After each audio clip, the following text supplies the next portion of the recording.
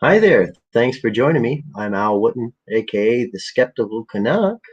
And let's get into it. A lot of people a few months ago were talking about 5G conspiracies surrounding the vaccine and whether or not it might have microchips in it.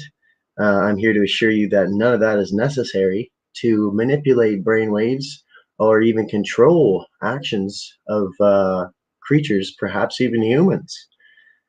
So without further ado, let's get into that. And afterwards, we'll see if we have time for the other thing, which is a bit of history surrounding unconsensual experiments with the US military, the CDC, and the Department of Energy in the US. Good old US of A. So let's get right into it. And remember, um, Google heavily suppresses my videos. We get most of the subscribers watching, but other than that, it's hard to push out the content to new people. So please do share this video if you find it informative and enjoyable. All right, let's get to it. Okay, so let's check this stuff out. Um, Here we are.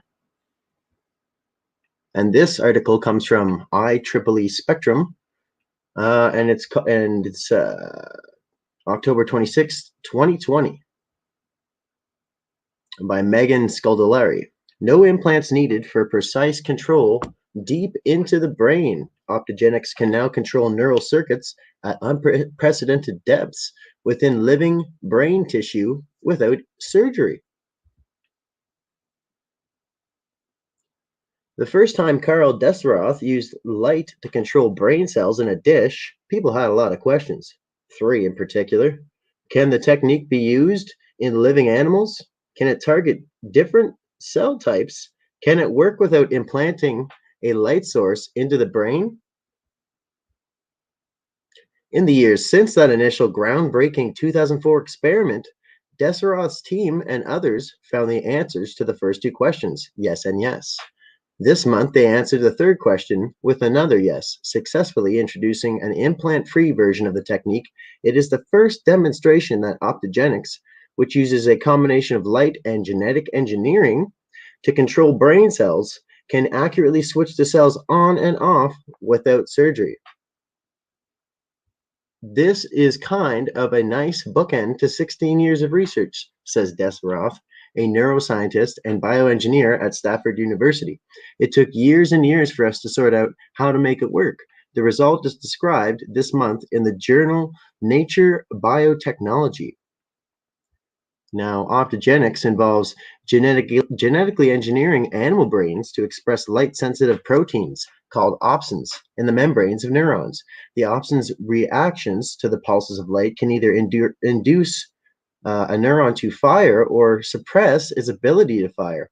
Optogenics has been used to map brain pathways, identify how complex behaviors are regulated, create false memories in mice. That's right, you heard it. Create false memories in mice, and much more. It's also been used to develop an optogenic pacemaker, among other technologies. Most of the time, getting the pulses of light inside of the brain to control cells has required invasive implants, from tethered optical fibers to peppercorn-sized wireless implants to stretchy spinal implants. Sounds delicious. In April, Guping Feng and colleagues at MIT, along with Desseroth, demonstrated minimally invasive optogenic systems that required drilling a small hole into the skull, then being able to control opsin-expressing neurons 6 millimeters deep into the brain using blue light.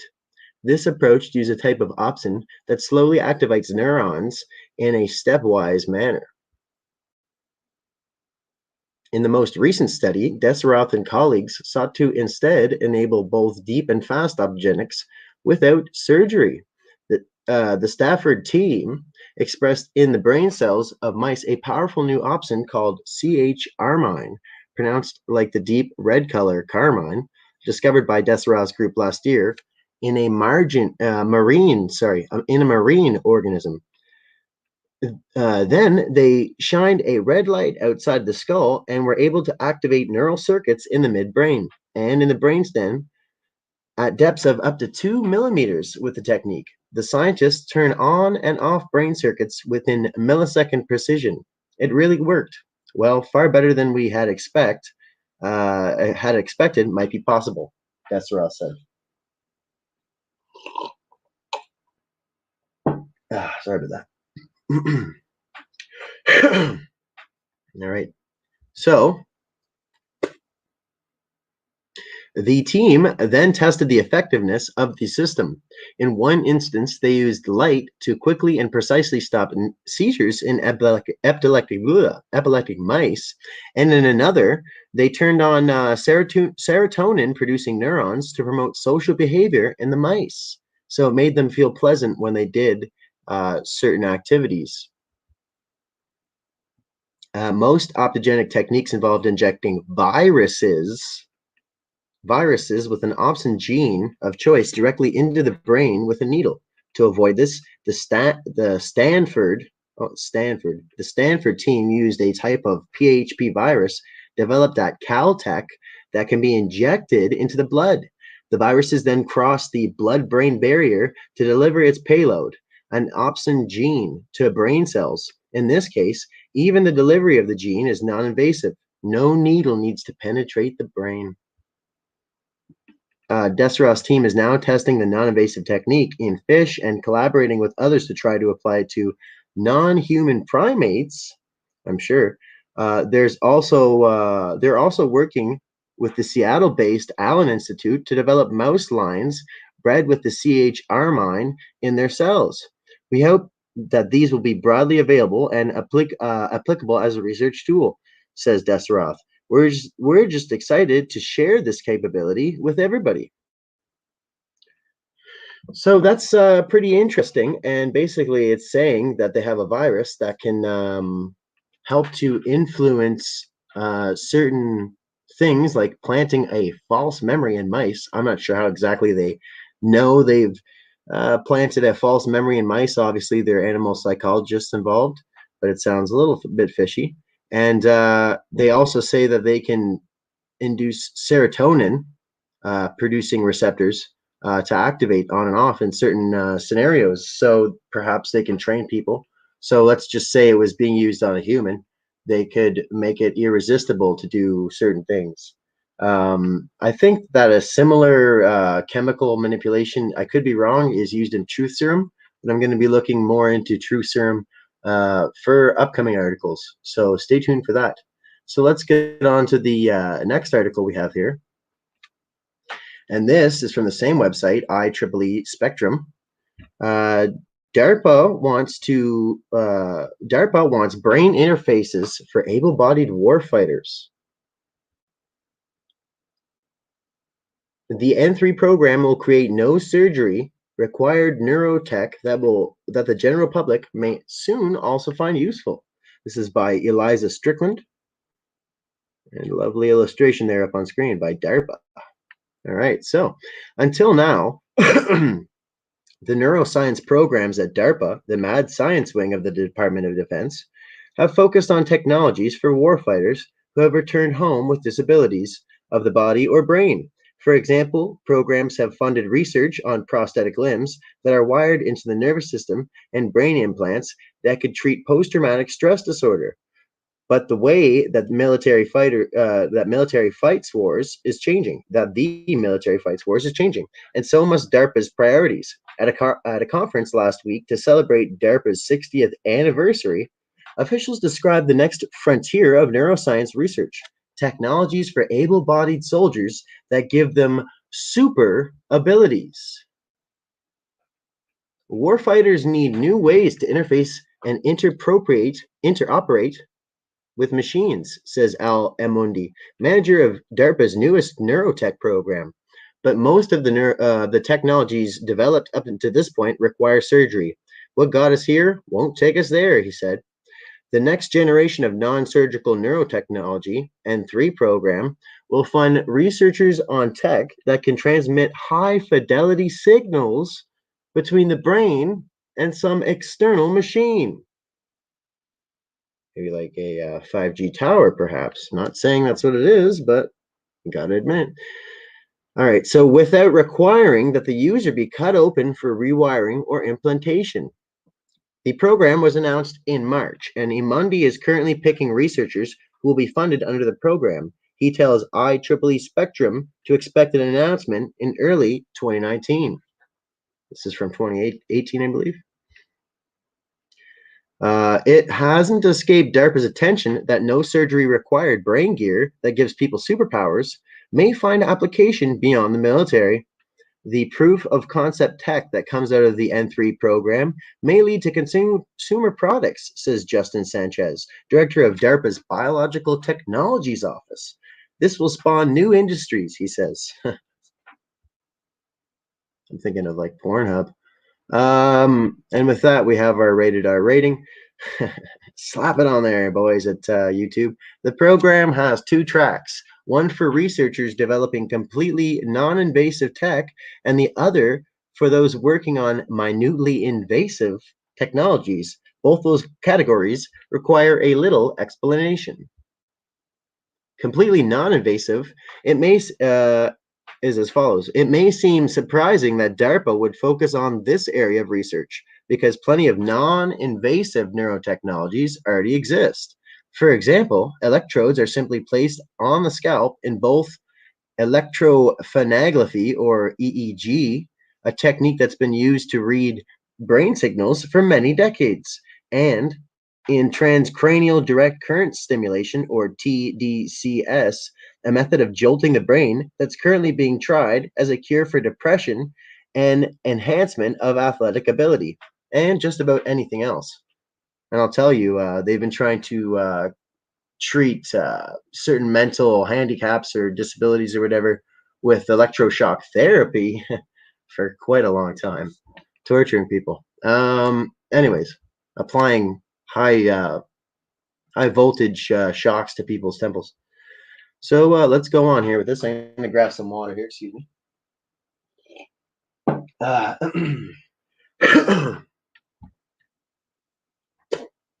All right. Sorry about that.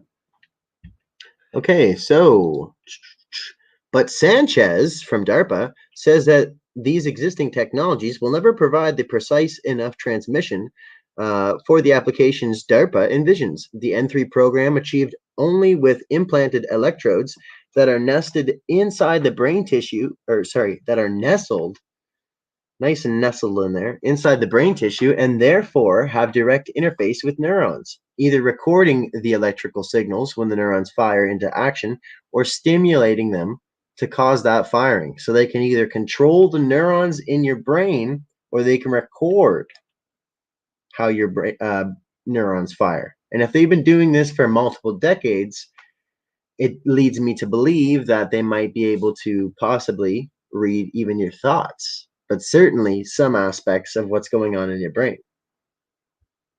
After a few decades, come on, think about how fast computer technologies advance. So if you're watching here up on screen, if you're not just listening, there's the little diagram. It shows how a needle can go in your brain, or this is the new approach. It shows how they just have stuff in your brain. So that's pretty interesting because nobody wants a spike in their head. Some people seem to want untested RNA vaccines, though. But that's not what this video is about. I'm just saying, censors at YouTube. The N3 program demands non-invasive tech that can read signals out of and write information into 1 cubic millimeters of brain tissue, and do so within 10 milliseconds. To get this spatial and temporal resolution despite the barrier of the skull, Emondi says researchers will have to find new ways to detect neural activity. When a neuron fires, it changes its reflectivity. Can we capture that optical signal, he asks? When it fires, it actually emits an acoustic wave. Can we capture that? Minutely invasive. Now, DARPA invented this wording to avoid the term minimally invasive, which in medicine typically means laparoscopic surgery. Sounds wholesome. DARPA doesn't want its new brain technology to require even tiny incisions. Instead, minutely invasive tech might just come into the body in the form of an injection, a pill, or even nasal spray. Emondi imagines neurotransducers that can sit inside neurons, converting the electrical signal when it fires into some other type of signal that can be picked up through the skull. By the end of the 4-year program, DARPA expects all researchers to be ready to demo their tech with a defense relevant task. My goodness. For example, a demonstrator might use brain signals to pilot a drone or control a fighter jet in a simulator, as a paralyzed woman, Jean Schwammerman, did using brain implants in 2015. Here's a funny part. Asked about killer apps for this tech, uh, Amundi says he likes the idea of using this tech in active cyber defense, in which the tech could allow security specialists to actually feel an intrusion. Instead of being on the network, you'd be in the network, he says. Anything developed in the N3 program will just be a proof of concept and would require regulatory approval before it could be widely used by warfighters or by the general public. But with some of Silicon's biggest players also working on neurotech, it seems likely that consumer brain gear is coming. I'd love to know who some of these Silicon Valley players are. Maybe Google, perhaps. I'm not sure, but it gives a link. I'll have to check that out for another article. Last line here. DARPA's Sanchez says that making brain tech easy to use will open the floodgates. We can imagine a future of how this tech will be used, but this will let millions of people imagine their own futures, he says. What will you do with your brain? I don't know, Sanchez. Now, I'm skeptical of anybody named Sanchez. No offense to anybody named Sanchez out there, but anybody from DARPA named Sanchez? That's a couple of red flags. So that was a really great article. I'm glad I fell across that. I haven't heard anybody else talking about that. I do have 2 more or 3 more things to bring up, so I'll do that really quick. And yeah, let's get into it really quick. Now, this is from Wikipedia, everyone's favorite online encyclopedia. Unethical human experimentation in the United States. Numerous experiments performed on human test subjects in the United States have been considered unethical, as they were performed illegally or without the knowledge, consent, or informed consent of the test subjects. Such tests have occurred throughout American history, but particularly in the 20th century. These experiments included the exposure of humans to many chemical and biological weapons, including infection with deadly or debilitating diseases, human radiation experiments, injection of toxic and radioactive chemicals, surgical experiments, interrogation and torture experiments. My goodness. Tests involving mind altering substances, and a wide variety of others. Many of these tests were performed on children, the sick, and mentally disabled individuals, often under the guise of medical treatment, if that doesn't sound familiar. In many of the studies, a large portion of the subjects were poor racial minorities or prisoners. Many of these experiments violated U.S. law. Some others were sponsored by government agencies or rogue elements thereof, including the CDC, or Center for Disease Control, the United States military, and the CIA, Central Intelligence Agency. So all these people who are trust the plan, think about the fact what you just heard. This wasn't this long ago. And you've heard that the CDC and the US military have been involved in this stuff. Just to finish up real quick, and it also says involved in that, says or by private corporations involved with the military. So, who's more trustworthy than big drug companies? Who's got more power and less liability than big drug companies? And it says private corporations. So just a little bit of history behind it. And it says, just to finish up, the human research programs were usually highly secretive and performed without the knowledge or authorization of Congress. And in many cases, information about them was not released until many years after the studies had been performed. Now, there's just too much stuff on this page to go down. I will leave the links in the description after the video, but there's just too much horrific stuff to go over. And I had to do this video over because I went into too much of it. So next, let's go on really quick. I just got this highlighted. This is human radiation experiments. Now, really quickly, grab some water. Sorry about that. Really quickly, numerous radiation experiments have been performed in the United States, many of which were funded by various U.S. government agencies, such as the United States Department of Defense, United States Atomic Energy Commission, and the United States Public Health Service. Experiments including feeding radioactive material to mentally disabled children, enlisting doctors to administer radioactive iron to impoverished pregnant women, exposing United States soldiers and prisoners to high levels of radiation, both U.S. citizens there, irradiating the testicles of prisoners, which caused severe birth defects. So these weren't convicted criminals sentenced to die. These were just people who were in prison, maybe perhaps offered or not offered some kind of a deal. Exhuming bodies from graveyards to test them for radiation without the consent of the families and the deceased. Now, January 15th, 1994, Bill Clinton signed some stupid stuff into order. And just to skip ahead, it says United States Department of Energy was to announce new openness policy for the department. The new policy led to almost immediately the release of over 1.6 million pages of classified records. These records make clear that since the 1940s, the Atomic Energy Commission had been sponsoring tests on the effects of radiation on the human body. American citizens who had checked into hospitals for a variety of ailments were secretly injected without their knowledge with varying amounts of plutonium and other radioactive materials. That's when we were fighting the Nazis, too. All right, so Eb Cade was an unwilling participant in the medical experiments that involved injection of 4.7 micrograms of plutonium on the 10th of April, 1945, right after the war, at Oak Ridge, Tennessee.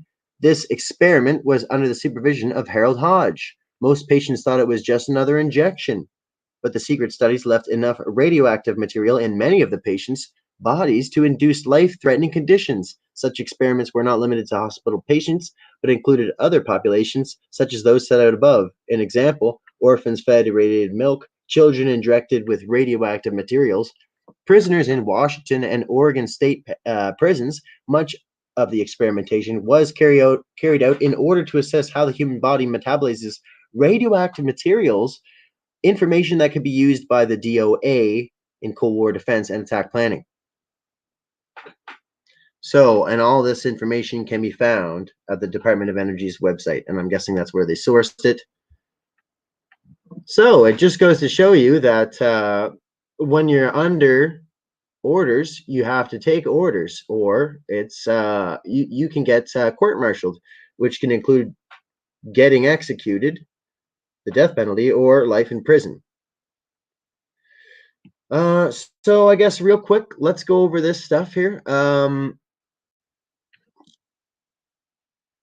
This is from Project 112, and it says right here pretty clearly, a formerly top secret report by the U.S. War Department at the close of the World War II, clearly stipulates that the United States exchanged Japan's military technical information on the BW experimentation against humans, plants, and animals in exchange for war crimes immunity. Now I'll just skip a bunch of this. And it says right here, innocent civilians in cities, on subways, and at airports were sprayed with disease-carrying mosquitoes, aerosols containing bacteria, viruses, or exposed to a variety of dangerous chemical, biological, or radiological agents, as well as stimulation agents that were later found to be more dangerous than first thought. Disease-carrying mosquitoes aerosols containing bacteria and viruses,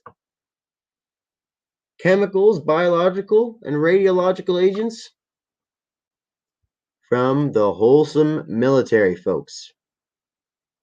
Now, there's also something else you can look into if you have time. Here's the Edgewood Arsenal Human Experiments. And this one's not as strong as a case to demonstrate what I'm trying to say, but it does say in here somewhere that they knowingly tested lethal compounds on U.S. soldiers, which resulted in the deaths of, it says, a few people.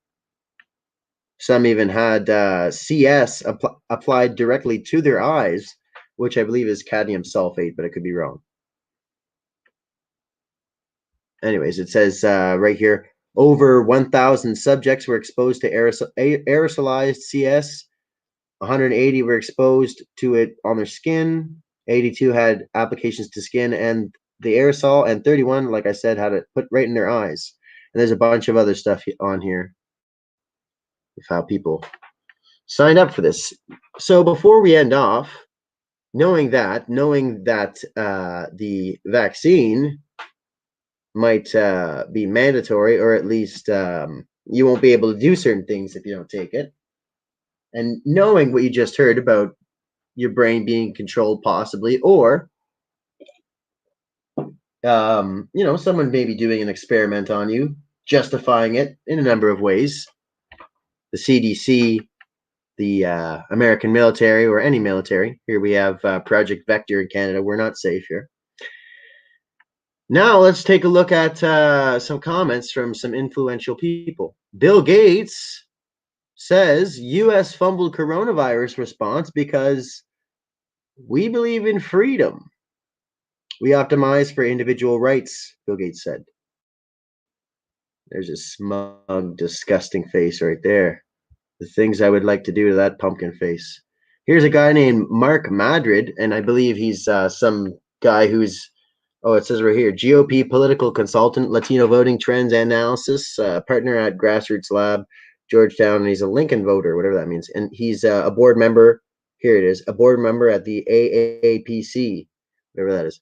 Now, what he says is, if a fringe of political group of extremists were violently intimidating government officials and their actions resulted in the death of thousands of Americans, we would call them terrorists. It's time we called anti-vaxxers / anti-maskers and reopen fanatics what they are: domestic terrorists. So he's saying, if you don't advocate for an untested vaccine used upon you or your neighbors or people you care about, even perhaps if they're dumb enough to take it, that you are a terrorist. So I want everybody here to, if you have a Twitter, or if you don't, make one, get on there. It's a fun platform, I'm sure. I've heard great things. Let at Madrid Mike, MADRID Mike, let him know how you feel. Let him know what you think of him. And to end off, let's look at this real quick. Justice Department rushing to expand execution methods like firing squads for federal death row inmates. Now, who ends up on death row? Some people that don't deserve it, and some people that should be on there. A lot of people don't. And, I can't really say who I'm talking about in specific, but I think we showed a picture of one of the people a few seconds ago there.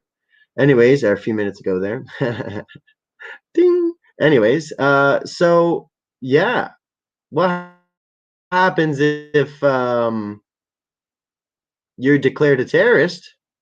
And it says down here, methods like gas, firing squads, and electrocution.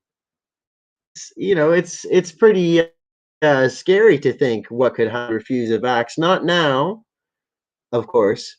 But in the UK, we're already seeing a new illness emerging post-vaccination.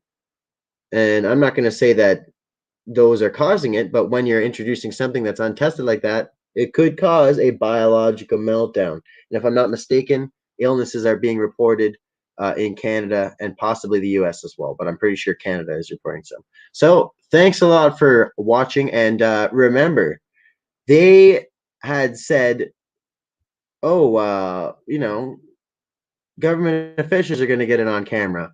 They're going to get the vaccine on camera. Here, Justin Trudeau will take the jab. It's not like he's not trustworthy. It's not like he's not been involved in the WE charity scandal or the thing where he told NC Lavalin investigators to back off or they're going to lose or threaten them. I think he even threatened the person with legal implications.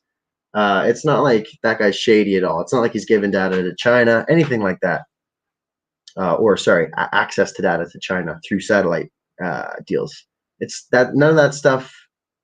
Yeah, some of it might have happened. Anyways, so there's also something I'll be showing in another video where somebody it says in the article, it says they pretended to get the shot. Then it says anti-vaxxers and conspiracy theorists accuse this woman of pretending to get a shot. She's like a politician, and it's like, and it says, oh, but later in the article it says, oh, they missed her getting the flu shot. It was for the flu shot, and actually she did reenact it for the cameras. So they're, anyways, they're contradicting themselves. Thanks for listening. We're at 31 minutes. I kept that nice and short. And make sure if you haven't liked and subscribed, or if you haven't subscribed, do that. Share this video out, please, with people. Tell them they can listen to it if they want. There's a lot of talking involved. And yeah, thanks a lot for listening. And remember, here's a little quote for you.